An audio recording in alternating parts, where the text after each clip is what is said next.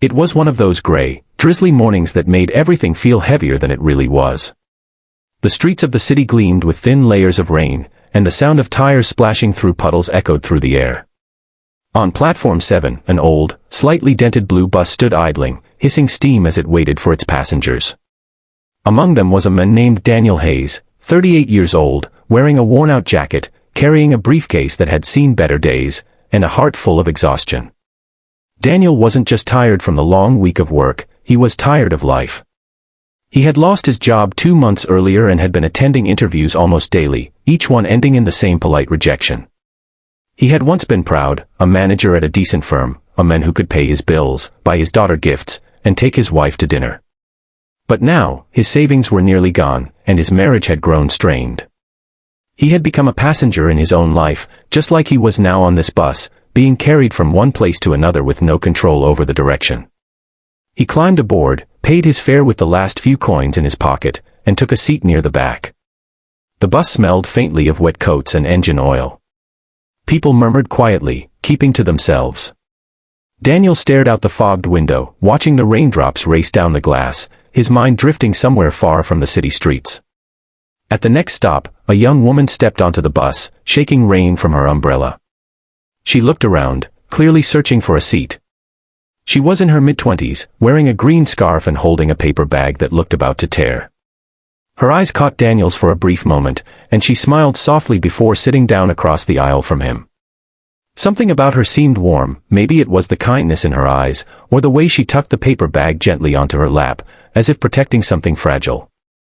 A few minutes later, the bus lurched forward suddenly, and the woman's bag tumbled to the floor. Oranges rolled out and bounced down the aisle. Without thinking, Daniel bent down and caught one before it rolled away. He picked it up and helped her gather the rest.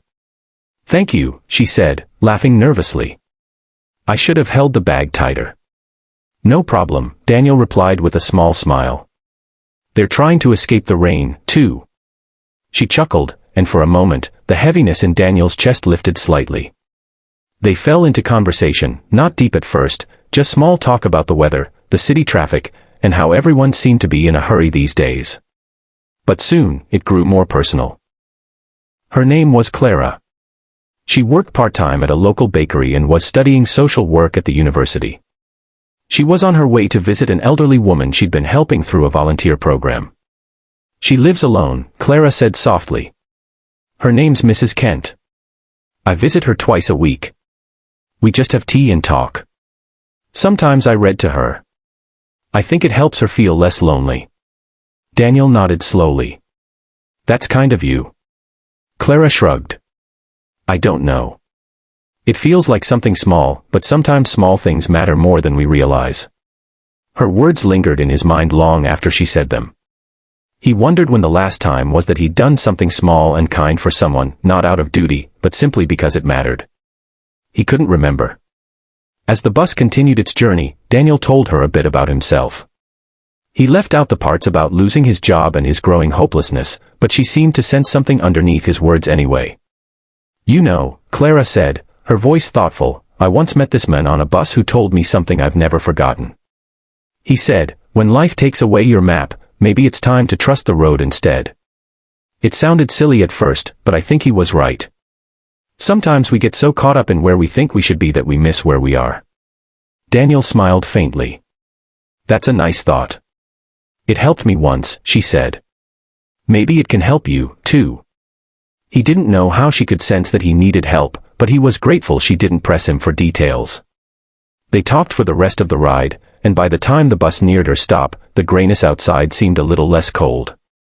When Clara stood up, she reached into her bag and took out one of the oranges. She placed it on Daniel's lap with a grin. "For you. A little sunshine for your day." He looked at the fruit in surprise. "You don't have to."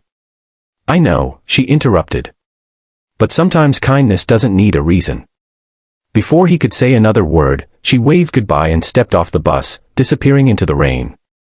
Daniel sat there for a long moment, staring at the orange in his hand. It was such a simple thing, a small gesture, but it felt like something inside him had shifted. He turned it over slowly, noticing how bright it looked against the gray light filtering through the window. For the first time in weeks, he felt a flicker of warmth. When the bus reached his stop, he tucked the orange carefully into his pocket and got off. The rain had eased into a soft drizzle, and he walked the few blocks to his apartment feeling just a little lighter. That night, when his daughter Lily came home from school, he handed her the orange. "Where did you get this, Daddy?" she asked. "Someone kind gave it to me," he said. "And I thought maybe I should pass that kindness on." Lily smiled and peeled the orange at the kitchen table, her laughter filling the room. For the first time in a long while, Daniel laughed with her. Days passed, and though life didn't magically improve overnight, something inside Daniel began to change. He started noticing small moments of grace around him, the smile of a stranger, the warmth of morning coffee, the way his daughter's laughter could make the world seem brighter. He began volunteering once a week at a local shelter, helping distribute food and talking with people who, like him, were just trying to find their footing. One evening, as he was handing out meals, he saw an older man sitting alone in the corner. The man's clothes were soaked, his shoes torn. Daniel walked over and handed him a plate. "Thank you," the man muttered without looking up. Daniel hesitated, then reached into his bag. He pulled out an orange he'd brought from home, a habit he'd started after that bus ride. He handed it to the man. The man looked up in surprise. "You sure?" Daniel smiled softly. "Yeah. A little sunshine for your day." The man smiled faintly, and Daniel felt the same quiet warmth he'd felt weeks ago on the bus. It was as if the kindness Clara had shown him had rippled outward, touching someone else. Months later, Daniel finally found a new job, nothing fancy, but honest work that paid the bills. He and his wife began to rebuild the trust that had cracked under the strain of those hard months. Life, once again, had direction. Yet he never forgot that bus ride, or the girl with the green scarf who had unknowingly changed his life with a smile and a single orange. Then, one spring afternoon, Daniel boarded a bus again. It was a different route, but the same feeling came rushing back, the hum of the engine, the rhythm of the rain against the windows, the quiet conversations between strangers. He took a seat and glanced around, his heart full of gratitude for how far he'd come. Halfway through the ride, an elderly woman climbed aboard, struggling with a heavy grocery bag. Daniel stood and offered his seat. "Oh, thank you, dear," she said, smiling warmly. He helped her settle down and placed her bag beside her. When she reached into it, an orange rolled out and fell to the floor. Daniel bent down and picked it up, holding it out to her. "You dropped this," he said. She chuckled. "I must be clumsy today." He smiled. "They have a way of rolling away, don't they?" She laughed, and they began to talk. Her name was Mrs. Kent. She lived alone and had a volunteer who used to visit her regularly, but hadn't been by in months since she moved to a new neighborhood. Her name was Clara, she said with fondness. "Such a sweet girl. Always brought me oranges." Said they reminded her of sunshine. Daniel froze for a moment, his heart catching in his chest. Clara. He couldn't believe it. "She must have moved away," Mrs. Kent continued. "But she made my days brighter, she really did." Daniel smiled softly, the memory of that rainy morning flooding back. "I met her once," he said quietly. "On a bus. She gave me an orange too." Mrs. Kent's eyes twinkled. "Then you know. She had a gift, didn't she?" He nodded. "Yes. She did." When the bus reached Mrs. Kent's stop, Daniel helped her off and offered to carry her bag. She thanked him again and waved as she walked toward her small apartment building.